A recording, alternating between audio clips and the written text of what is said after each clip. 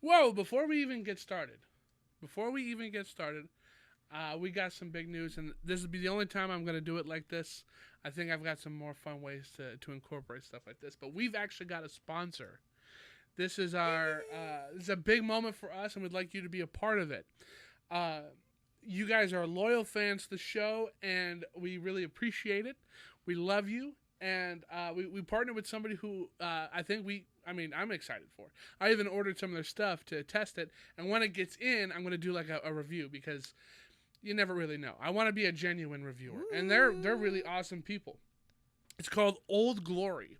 They have a whole bunch of really cool stickers, shirts, sweaters, all that nerdy like pop cult or box lunch kind of like stores that have all those licensed products. They've got a whole bunch of them, but for things like we on the show would like, things like classic rock, metal, Doctor Who, Star Wars, Marvel. They've got so much stuff, and I'll even post a link in the description down below because if you use our link, you get 15% off your order. The link will be in the description below with the direct link with the discount.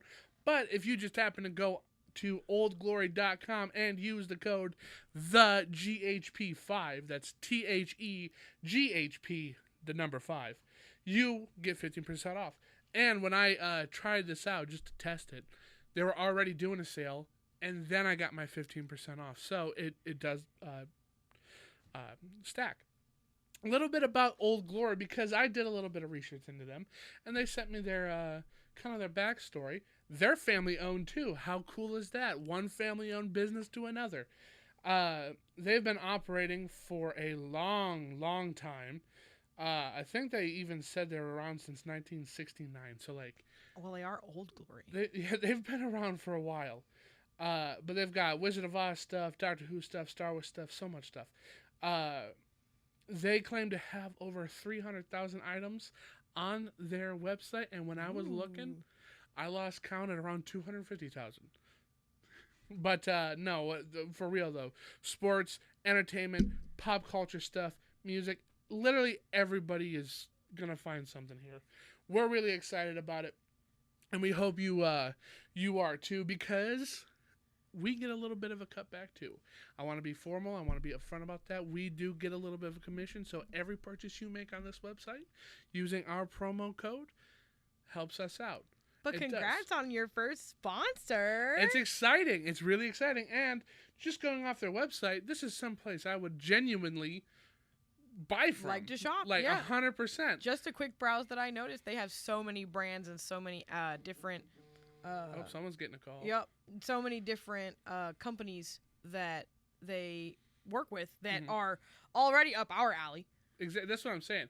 Like when I reached out to them, even they didn't come to us. This isn't one of those like honey.com things where they just sent out a whole bunch of things. I went to them. I said, hey, I think you and we can make a deal here because I like what you're selling, and I've got a whole base here of people who are super interested in that stuff. And with what we've been talking about on the show, just kind of fits. And we're huge fans of nerdy stuff, as you can tell. So check out oldglory.com. That's OLDGLORY.com. And then use our code the GHP5. THEGHP number 5. Again, this is all going to be in the description down below.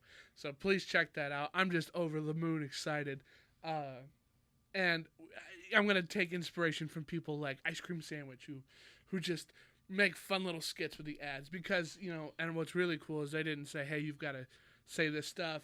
You've got to put it here. You got to put it there. They just said, go ahead, be yourself. And that is something I appreciate. I love when people let me be creative. Yeah. So this is really exciting news, and you get to be the first one to hear about it, other than her. She was the first one. I was the first one. She's my wife, so I couldn't hold back. But yeah, so check it out. We will be, getting stuff in that we're purchasing to give you a genuine reaction to it. I'll be honest. Yeah. But yeah, so that's oldglory.com. Use code the GHP5. THEGHP5 stands for the Grindhouse Podcast. So on with the show.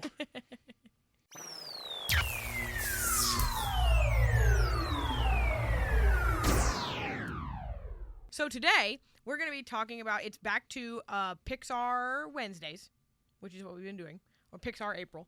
Yeah, Pixar April. Pixar April. Today's a Wednesday. We record them on Wednesdays, so for us it's Pixar Wednesday. For everybody else, it's Pixar April. And today's topic is going to be Monsters, Inc. We did a recent rewatch, and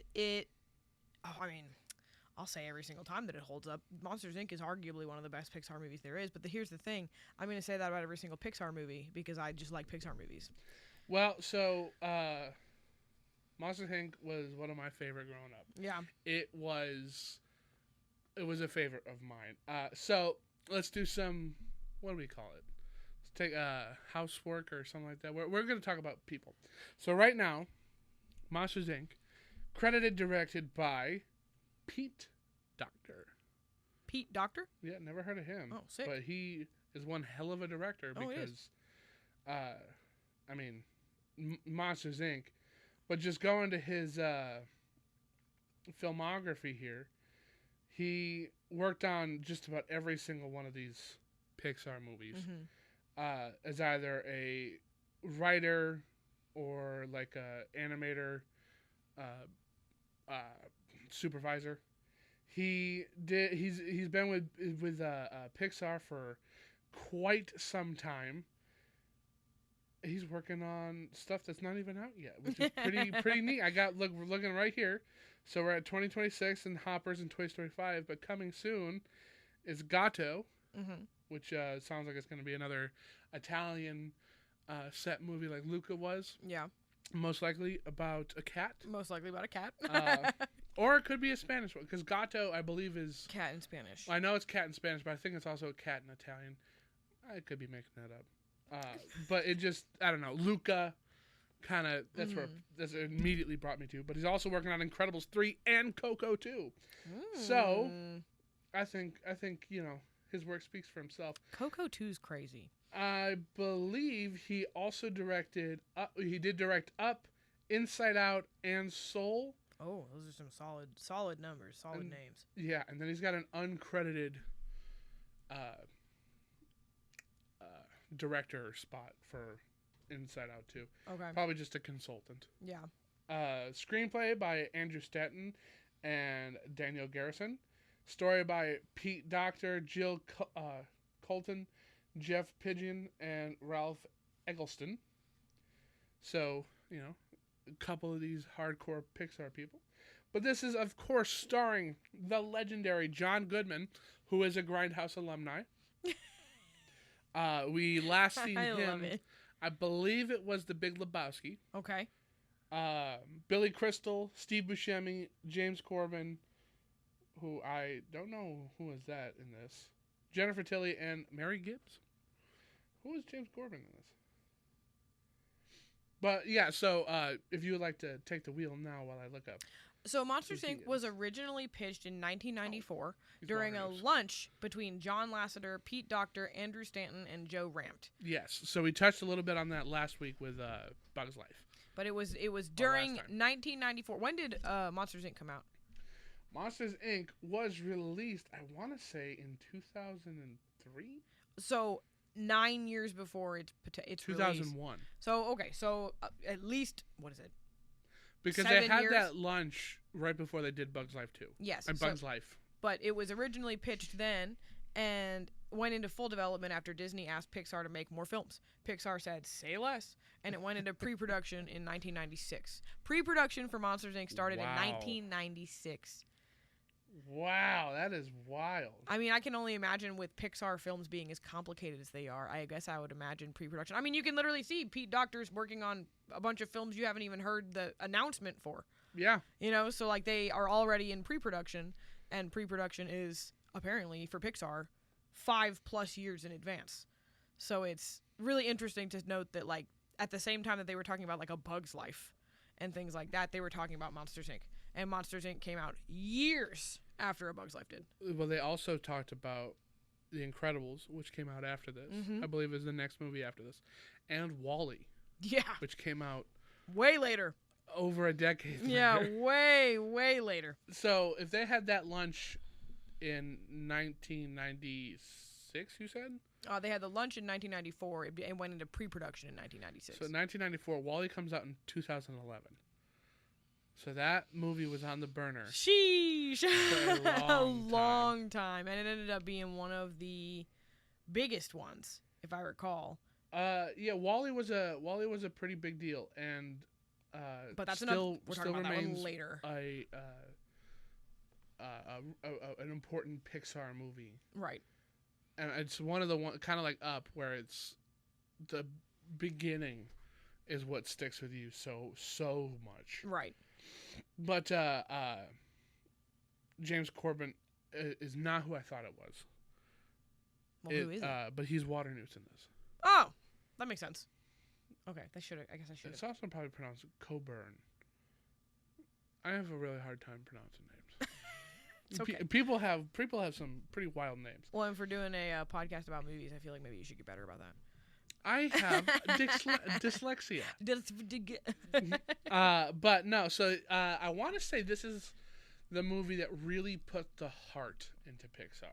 I can agree with that. So I don't think up to this point a movie had as much of an emotional drive as this one does. Yeah, I mean, well, Toy Story still did, but I mean that's a conversation for another time. But Toy Story's emotional drive is it's like friendship, like just being there for your pal. Right, but but there's an emotional drive to it, I guess is my point. You tell me one scene in Toy Story that is anywhere near as emotional as when Sully tries to go back through the door in the Himalayas, can't, gets upset. Mike says, "Well, what about me? Don't I matter?" And there's just the heavy silence. Yeah. Yeah. Okay. All right. One scene. I don't listen, and Toy Story is a fine movie. There's nothing wrong with it, but it doesn't really get its emotional depth, I would say, until starting around the third one, when Andy's grown up and the toys have nowhere to go, and they're searching for. Yeah, I can kind of see what you're saying. I do think Toy Story itself has a lot of emotional elements to it. I do think that Monsters Inc. kind of perfected the emotional tugging of heartstrings when it comes to Pixar movies. Well, I don't know if it perfected it, because there's other Pixar movies that I would say get more emotional than this. Okay, well, more emotional and perfecting it doesn't. I just mean that they did a super great job at telling both a super compelling story with a lot of really interesting characters that I know just put their computers to death, Without a but doubt.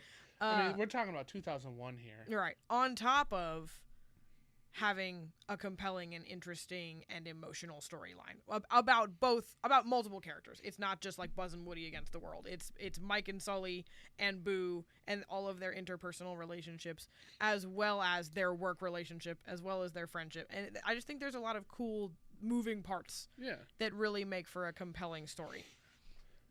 And I don't disagree with you at all, by any means. I mean, you're allowed to. There's just something about how the music is done with Boo leaving and him having because here's the thing, it's because as a kid, that she's got to go home, and that she doesn't belong there. This is where she's gonna be safe. But as an adult, you connect more in a way that you didn't. Right. There's another level there that isn't spoon-fed to you. Right. That you kind of grow to understand. Because, a kid, like I just said, I was playing with a kid, but then when the adult watches Sully, and you have that moment of him giving her that last look, and the sorrow on his face before he's shutting the door, it's relatable. Everybody's been in a position like that, where you've had to say goodbye for the last time, and you want that person not to know it. Right. And it's rough, and it. As an adult, you sympathize with it a lot more. I agree. The story of this also is kind of more complex then I would say the first Toy Story is and Bug's Life. Mm-hmm. But Toy Story 2 is where you start introducing the twist villain. Yeah. Who has a point. Was Toy Story 2 before this? Yeah. Okay. It was Toy Story, Bug's Life, Toy Story 2, Monsters, Inc. Got it. That's what I thought. I just wanted to double check. So, in Toy Story 2, we have the twist villain being Pete. And he's done being tossed around. Right. He's done with nobody giving a crap about him. He's done being locked in a box and without anything. His whole life is just a closet in darkness. Right. Jesse is terrified of things like that. You know, like there's a lot of trauma that these people have that isn't really delved super deep into. Like you get Jesse's story and you get Pete's monologue there about how he's done with being just passed over. They're gonna go to a museum where kids can come every single day and look and admire, and they can feel loved again. And Woody doesn't want to. He liked that because he's getting old. He's was thrown out twice now, so he can connect with that. And then you, as an audience member, you're not just like, oh, some evil. He was evil all along. It's developed. It's got a more three-dimensional aspect to it that I think Disney kind of lost sight of, because this one also does. Like, Waternoose is a terrible guy. Well, because he's trying to efficiently maximize his industry. But his industry is the only thing keeping power to their world. Like, their world runs on scream energy. They don't know it runs on laughter. Right. And if there was ever a time where they went to Waternoose and they're like, hey, this is an alternative method, because I think it's even stated where he's like, kids aren't afraid of this stuff anymore. We have to keep going bigger and bigger and bigger. We have to get scarier and scarier. Yeah, so this extractor here literally pulls out everything we need. We kidnap a child and we extract everything we need and then we put them back. And it does it in a way that is efficient enough to be a reasonable thing for a corporate conglomerate man to think he's doing something good. Right. Like, it's not just taking advantage of the helpless. He thinks he's morally justified in taking advantage of the helpless. Yeah. So he's got that level to him. But both Pete and Waternoose kind of have the same comeuppance to him. Because, like, Randall's a jerk. Well, he's also kind of a red herring a little bit, where, like, he's a bad guy, but then he turns out to be the bad guy, but not the main bad guy. Yeah, he's like the henchman. He's like the henchman bad guy, and you're like, oh, okay. Which sucks, because in Monsters University, he wasn't like that. No. He was screwed over a couple times. He got completely screwed over, and because he got screwed over, he started being a little butthole. I also love the detail that he's blind, because he stops using his glasses, and that's why he looks like this in the Monsters, Inc. movies. Steve Buscemi does such a great job at voicing Randall. Mm-hmm. Everybody in this movie knocks that out of the park. John Goodman, for me, will always be these big, burly dad kind of people. Yeah. Pacha. That whatever Roxanne show he was on.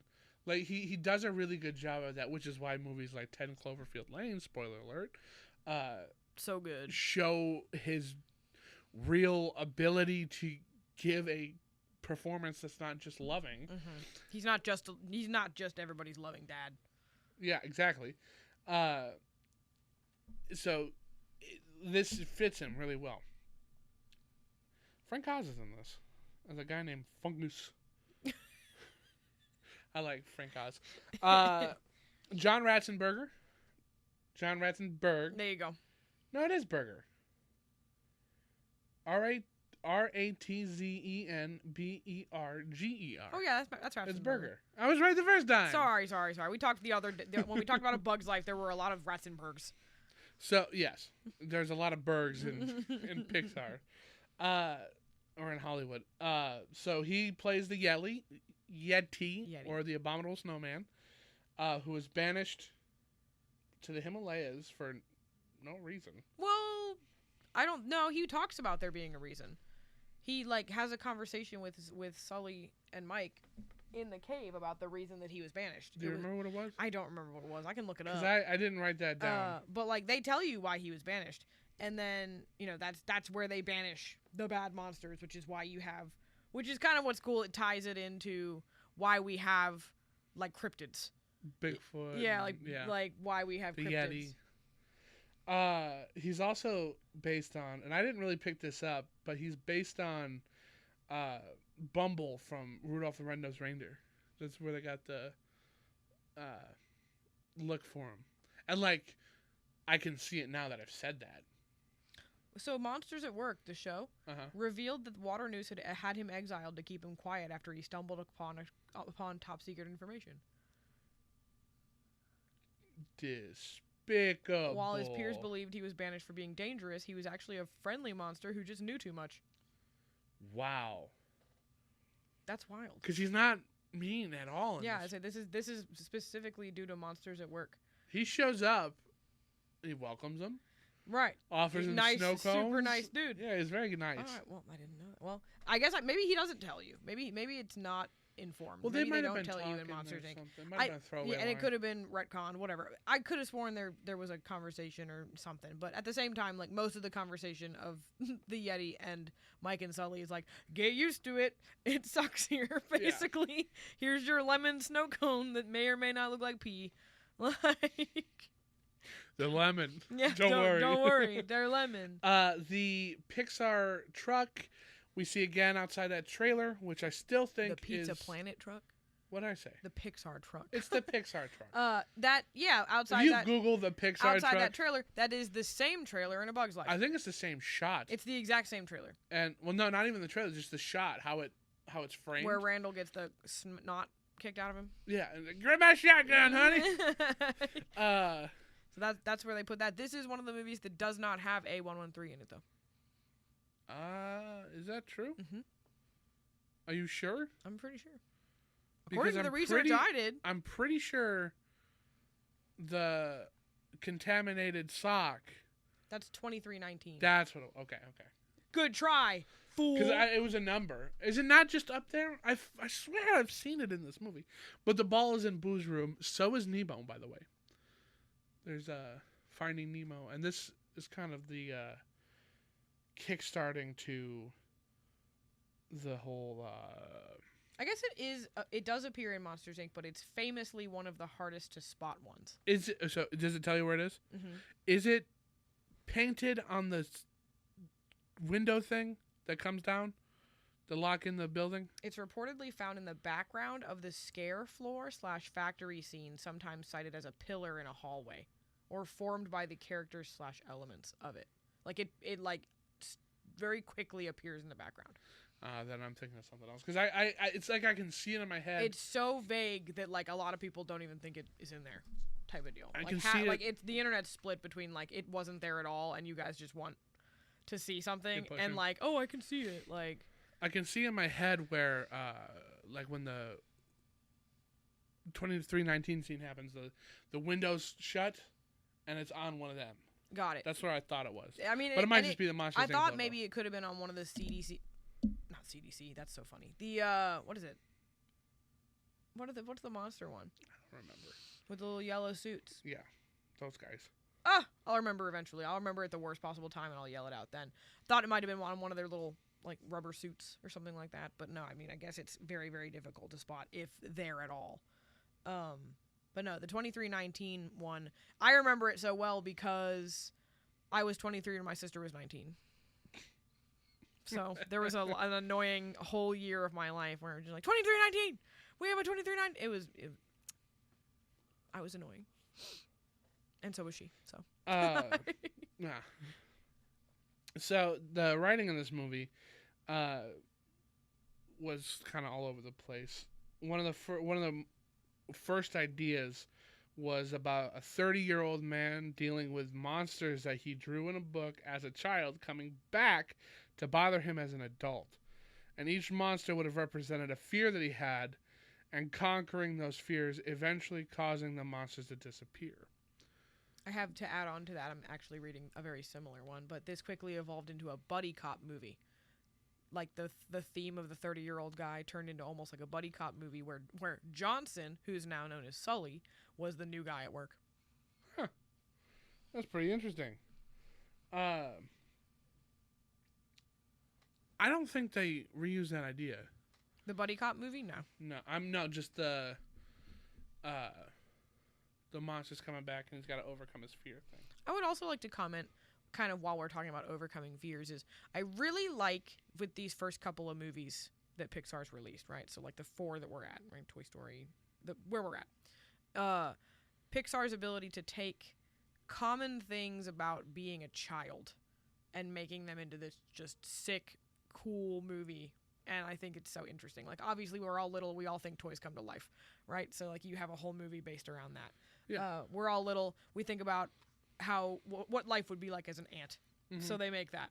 And then this one, like, we're all scared of monsters under the bed. We're all scared of, like, you know, what the unknown and the monsters under the bed and the monsters in the closet. And because of the monsters in the closet, they made a whole storyline and a whole world based on the monsters in the closet. And I think that's so cool and interesting that they can take just these, like, very universal experiences of being a child for pretty much everyone, right? Like, universally, most people have these same experiences and make them into, like, I think that's what makes Pixar so good, is that it makes all these really cool, relatable concepts into, like, a reality in a way that you can watch as a film. Yeah. And I think that's really interesting. That is really interesting. That's a cool little tidbit to point out. Did you know that Bill Murray was actually supposed to be Sully in this movie? Interesting. And went as far as to have screen tests with it, but doctor couldn't. Well, he would have probably talked like this, and it wouldn't have gone as well. Yeah, he just couldn't connect him with the character.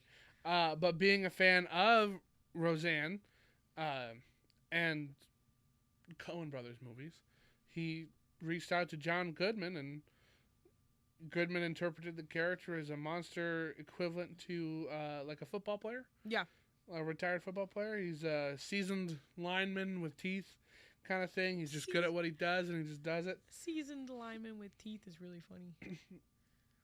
Billy Crystal, regretting having turned down the part of Buzz Lightyear, basically jumped on this movie. Billy Crystal turned down Buzz Lightyear. I don't think it would have worked. I'm so glad he did. Yeah. I don't think he would have worked. Gosh. I know Billy Crystal can be a straight man too.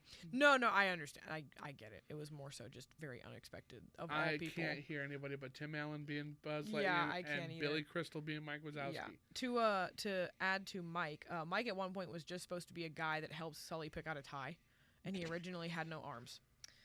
Due to technical limitations of an armless character, arms were added, and then the story team loved Mike so much they literally wrote him an entire story to be the sidekick. That's interesting. That's very interesting. I kind of like how they tell us and take apart these movies, because the behind the scenes stuff for a lot of these early Pixar movies are almost just as like amusing to find out about as the movie itself. But yeah, Sully's fur is amazing. I was gonna literally comment on that this was one of the farthest pushes of computer animation because of the different types of monsters, world building, but most importantly, Sully's hair. Sully's hair and the Abominable Snowman's hair, I guess, is a big one too, where he's like got the little cotton fuzz. It does look like cotton. Mm-hmm. It looks a lot like cotton. And if you think about it, not even Boo has hair. Not yes, like hers Sully. hers is tightly tucked to her head or coming out in the form of pigtails. They did that on purpose. They were like, we're not going to deal with that. We're dealing with Sully's hair. But it is if each movie kind of introduces something new or pushes the boundary in some way, this one really does, because it's almost like you can see the skin underneath. Mm-hmm. That's how individual these hairs look. There's no clumping. There's no weird mats or anything like that. It is a fuzzy puffball. Yep. And he's moving throughout the scene. And just the world building itself, like thinking of the scene where like they're riding on the door and there's like a bazillion doors everywhere. Like, think about that poor computer. And it's moving. And it's all moving. All of them individually are moving. And it's moving with the wind. Yeah. You know, like that's another thing that's really impressive. There are times where I feel like I'm looking at a composite in a shot, specifically in the apartment when he's walking around like he just kind of looks a little out of place. But overall, he's insanely well animated and fits in a way that makes him stand out really well in a good way. Yeah, he looks really, really good. Because everybody else, the unicorn, the one who gets shaved, also has a lot of good fur to him. The 2319 guy. Yeah, Bob or whatever his name is. I think his name might just be Bob if we're calling. But they shave him. And I think he's the only other fuzzy one. Mm-hmm.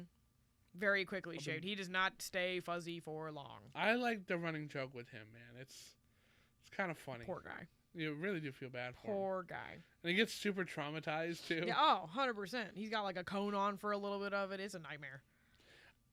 I also like the vast variety of different monsters in this movie. Mm-hmm. Oh, yeah. They are insanely unique and well done. And none of them are like lazy looking. Right. You know, there's one lazy monster, and it's when I think it's Tim. They like say hi to Tim, and he's like just a foot because he's a huge monster. That's not really. And what even I'm not talking even about. lazy. It's just more funny than anything else. They just literally are like, "Hey Tim." But even the janitor guys, like they. Oh, these guys. Yeah, like they look identifiable. Like you can tell the Finn is like edgy emo hair and stuff like that.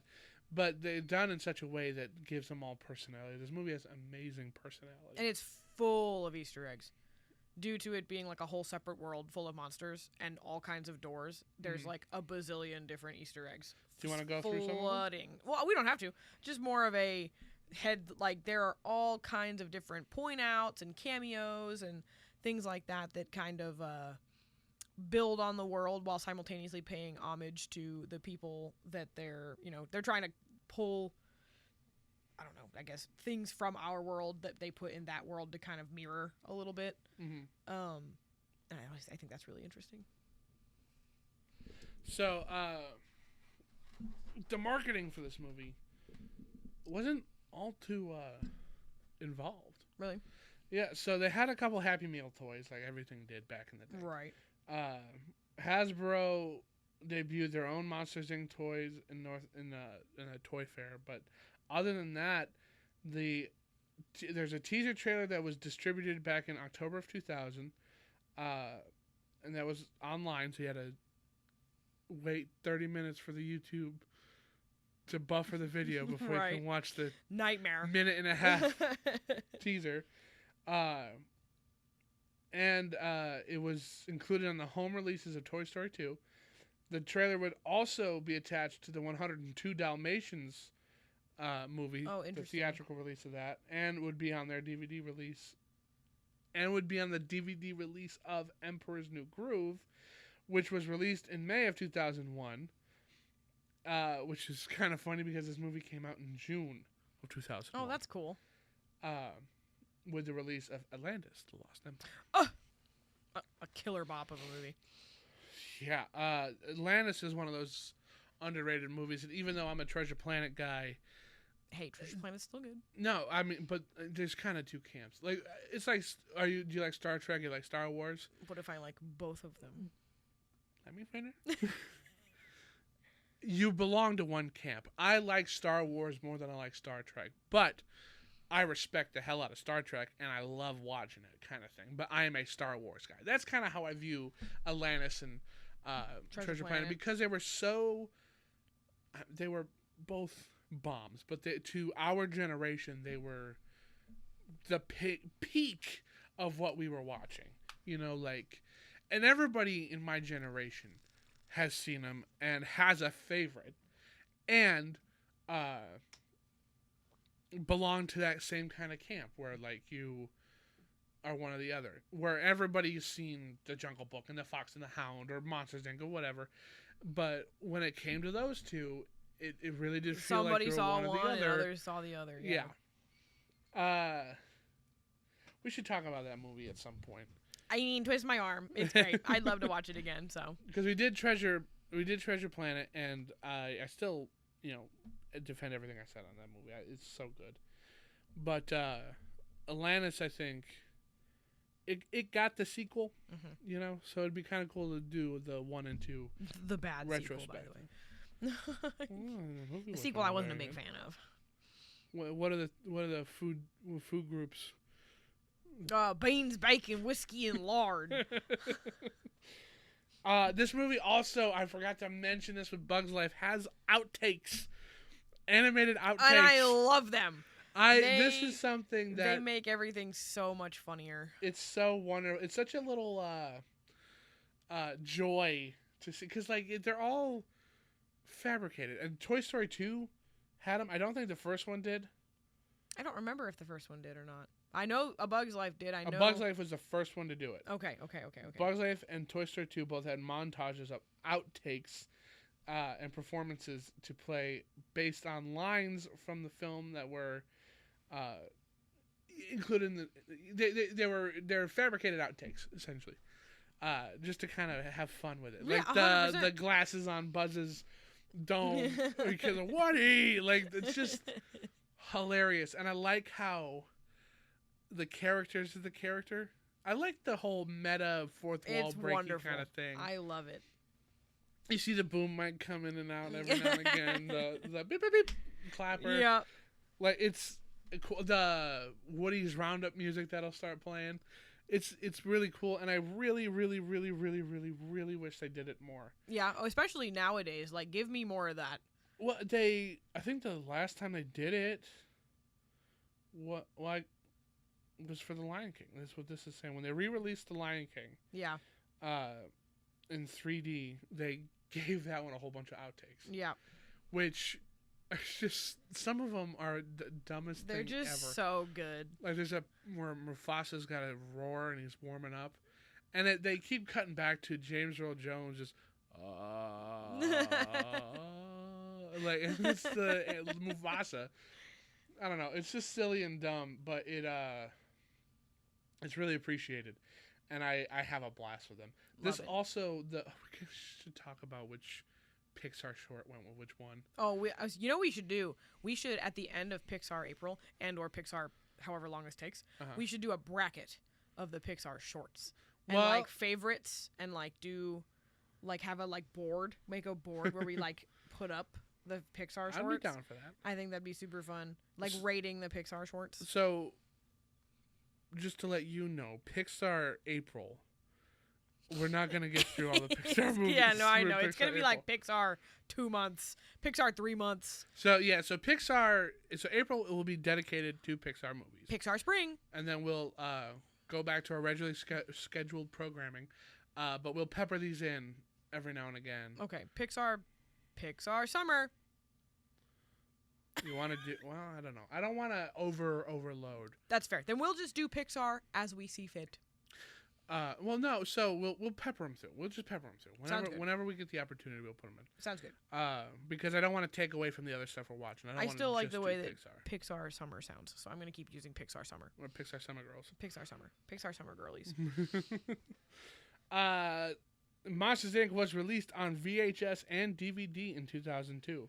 Both releases are THX certified. Ooh. And feature the animated short Mike's New Car. That's right. That's right. I love that one. He's adjusting all this stuff and he breaks the mirror. Get out. But no, I would say that this really does allow what would become basically a Pixar renaissance. I think that starts with this one, or maybe Toy Story 2. You've got your good 1s and 2s. I mean, I struggle with any kind of Pixar renaissance because I genuinely feel like pretty much every Pixar movie is a banger. So it's kind of tough to not have a Pixar banger, in my professional opinion, anyway, as a Pixar watcher. I'm going to go to Pixar's... Like Renaissance period? No, they're just their filmography. Heard. You know what I mean. Yes, I do.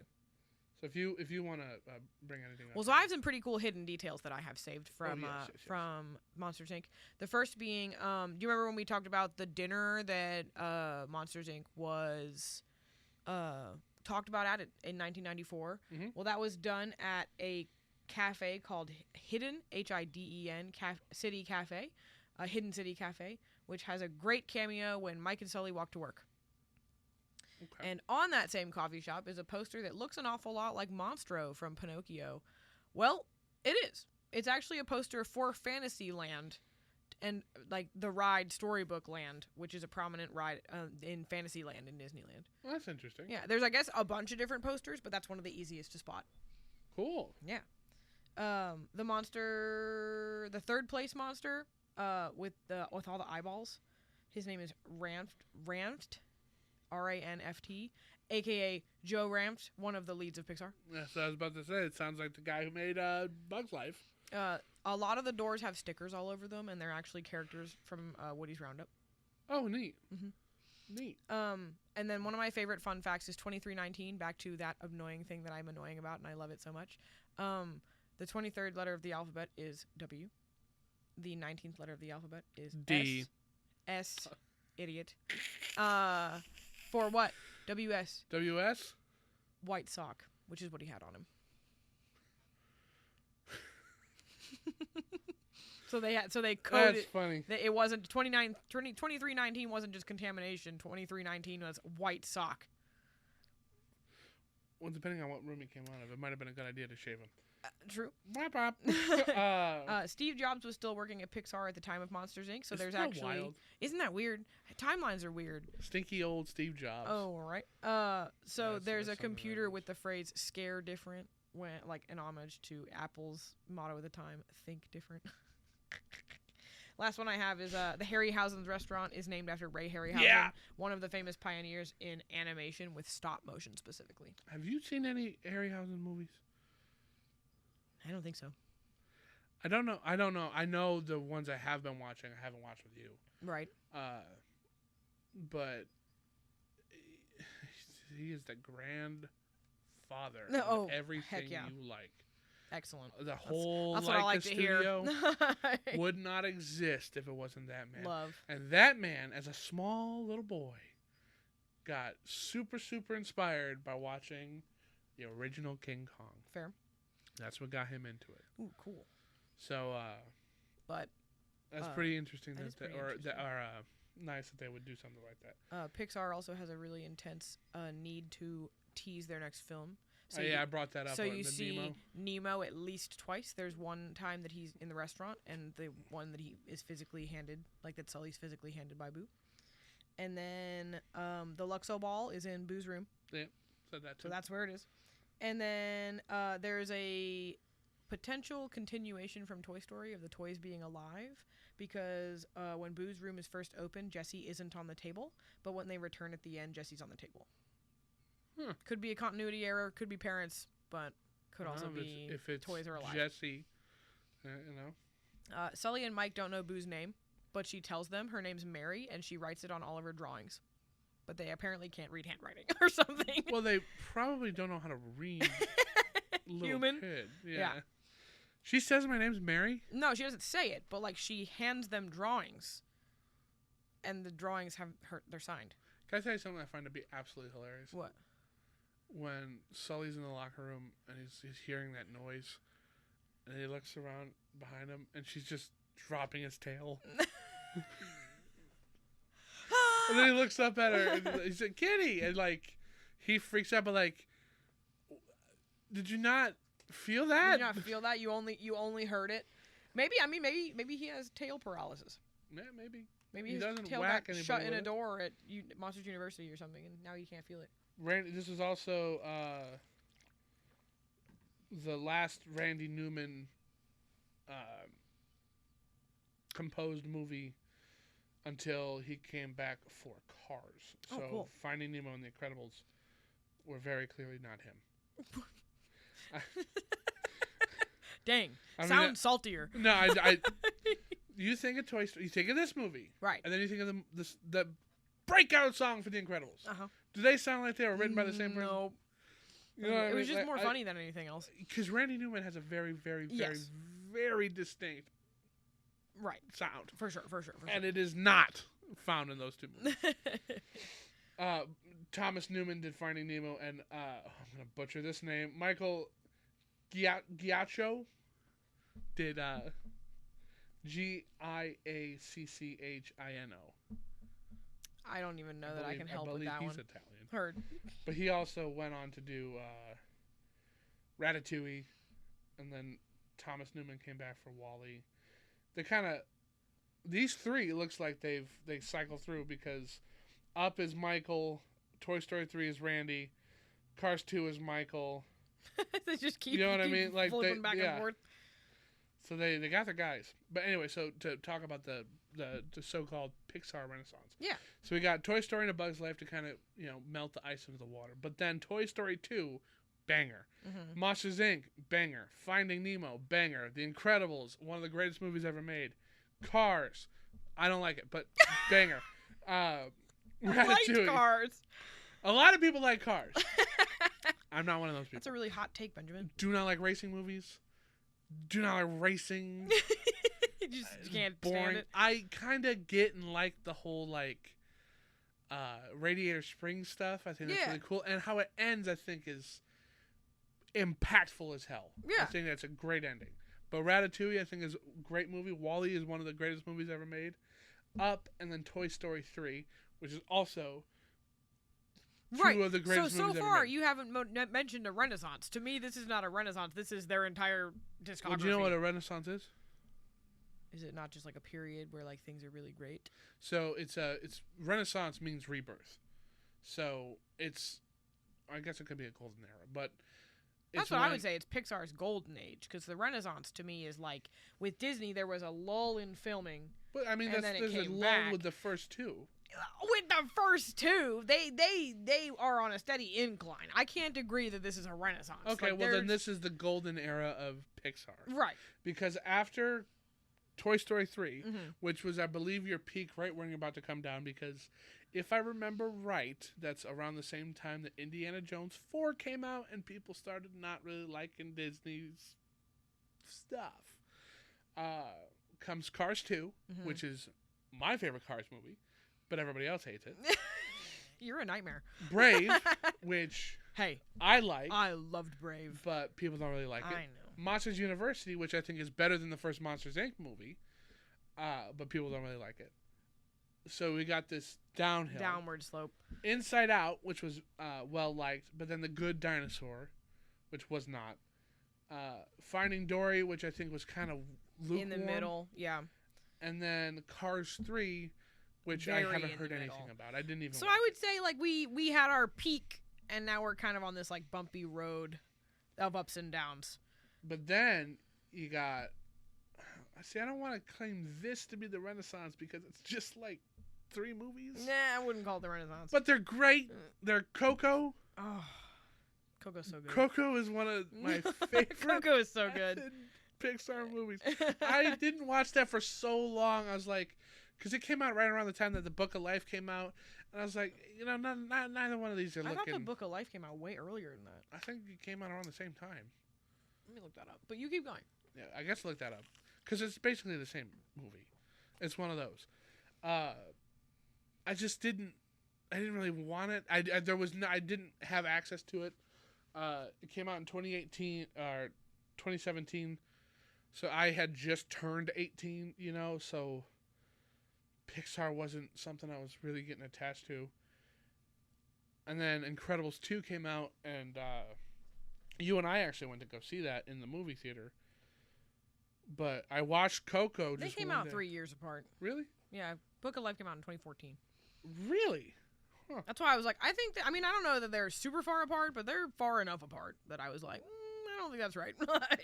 Coco makes me... Cry? Like a baby? Yeah, me too. Not even just cry. The biggest problem I have with Coco is 2. I've got 2 problems. You have a problem with Coco? I do. Okay. 1, the movie should have been called Remember Me. Just that. And I'll tell you why.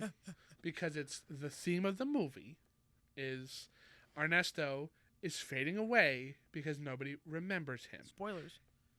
This movie came out... I'm just kidding. This movie came out... 9 years ago. 9 years ago. So nobody's remembering him. And this isn't a spoiler. It's the plot of the movie. I was kidding. the song "Remember Me" and I how feel like the it's too on the nose. I'm so yeah, sorry. but it's called Monsters Inc. It's Finding Nemo. You're so right. Like, just because your title is very clear doesn't take away from it.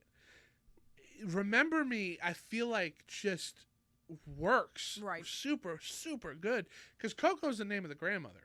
Mm-hmm. You know, like that's maybe it's they did it so that it wouldn't spoil anything, but that alone is really cool. But I also think that this movie should have just been in Spanish.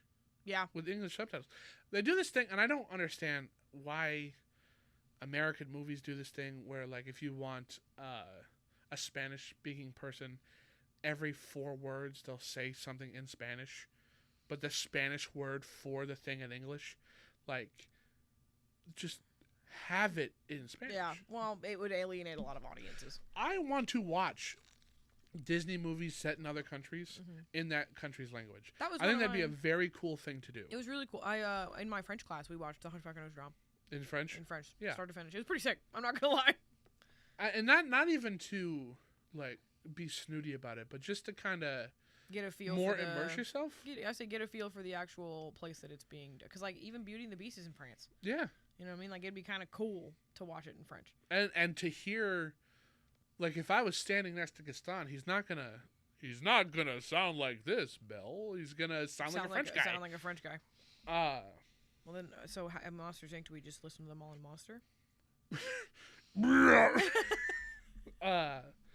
So Incredibles 2 and then Toy Story 4 were both kind of lukewarm. Fantastic movies, I think. Well, Incredibles 2 I think was a little bit weaker. I didn't really care for how it ended. I think the whole film noir detective Elastigirl stuff was really cool. And I liked the whole, like, kind of Silver Age look they gave her outfit. Yeah. Loved that. Didn't really care for the twist. It didn't feel like it needed one. That's fair. I can understand that. She could have just been the bad guy. Yeah. You know, but it did what it did. And we got to see Frozone in action. We got to see a whole bunch of made for the movie characters who kind of I can do without. But what? Whatever. Onward I never ended up seeing. I liked Onward too. But Soul, I connected with Soul. I think Soul slapped. And I don't know, everybody, it was a 2020 movie, so it kind of just got dumped, but, like, Soul was phenomenal. Yeah, Soul was really I good. liked Soul. And I think Soul, in a way, could give you a chance to step outside of your own comfort zone and see the world through the eyes of somebody else. It's kind of the whole effing point. Right. Luca, I thought, was a fun little kid story. Loved Luca. And Luca's one of my favorites. I like the way it was animated. Yes, I agree. I like that when Luca came out. I've noticed that it's been overdone recently. Like It's lot their of default people now, have, or like a lot of movies, even like some DreamWorks movies now look exactly like that. And it's just like, dang it's it. the default. It's the bean head thing. What is what it's called, where they have like the big stupid round face and their mouth is just like a big bean, and you're like Gravity Falls look. very Steven yeah, but Universe. like 3D. It's Turning Red is a movie I never really saw. I saw clips of it. It's not made for you. Well, and It's I made for understand me. that it's a story for girls, but It's made it's a story for like girls who grew up in the 90s. Literally.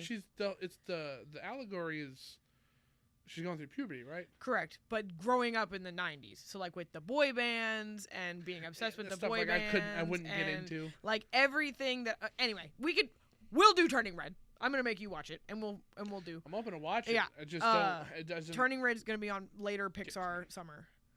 But all these movies will be on later Pixar summer. What are we doing? Lightyear. I haven't seen it. I wanted to see it in the theaters. I was really on board with it. Everybody hated on it, and I was like, I still want to see it. And the energy there just kind of died out. Well, I guess we'll have to watch it. Elemental. Somebody in my life watched it, and I kind of don't like that person. So just kind of he talked to me about it at nauseum, and because I had to sit through that, I just don't want to watch it. Well, we'll watch it again. We'll watch it together. Yeah, you and I will watch it. Yeah, you and I will watch it. But anyway, we'll watch all these. How do you feel about Monsters, Inc.? I'm not done yet. Oh, you still going? Dang, I thought we were at the end. What No, else left? Inside Out 2. Ah, I forgot there was a second one.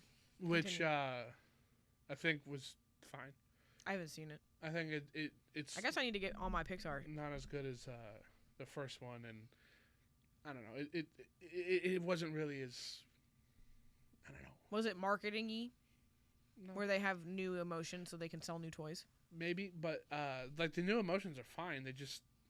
It doesn't seem like it has a. What's this? A focus. Heard. The movie seems like it's a little all over the place. Elio, which I haven't seen. I have not seen Elio yet. But I kind of want to.